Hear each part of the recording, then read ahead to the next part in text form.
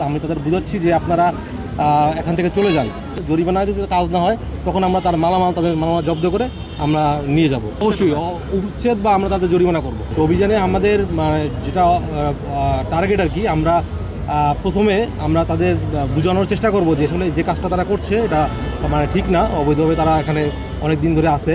যেহেতু তারা অনেক দিন ধরে আছে এখানে, এই রাস্তাটা কিন্তু আজকের না, অনেক দিন ধরেই তারা কিন্তু এভাবে ব্যবসা পরিচালনা করছে। তো আমরা এমন কিছু করব না যে হঠাৎ করে তারা একটা তাদের তারাও তো রুজি রোজগার। হ্যাঁ, আমাদের প্ল্যানটা এরকমই।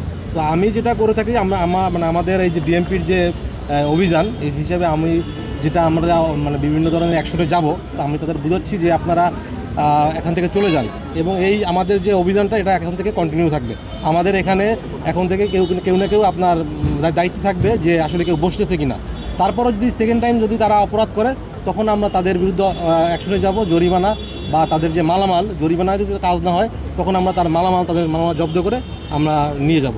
এভাবেই আমরা আমাদের কার্যক্রমটা আসলে সামনে পরিচালনা করব। হোটেলের দোকান বাইরে নিয়ে আসছে, ওরা বাইরে থেকে কার্যক্রম করছে, এগুলোর বিরুদ্ধে অ্যাকশনে যাচ্ছি। হকারদের বা এরকম যে যারা এখানে আপনার নিয়মিত ব্যবসা করছে তাদের আমরা আমাদের যেটা ওই আর কি মোটিভ, তাদের বুঝিয়ে যদি আমরা তাদের একটা ওইতে নিয়ে আসতে পারি, সিস্টেমে নিয়ে আসতে পারি। কোনো দোকানের যে এক্সটেনশন যেগুলো করছে সেগুলো কি কোনোটাও একটা উচ্ছেদ? অবশ্যই উচ্ছেদ বা আমরা তাদের জরিমানা করব। হ্যাঁ, তারা এরকম হলে আমরা অবশ্যই তাদের জরিমানা অধীনে নিয়ে আসবো।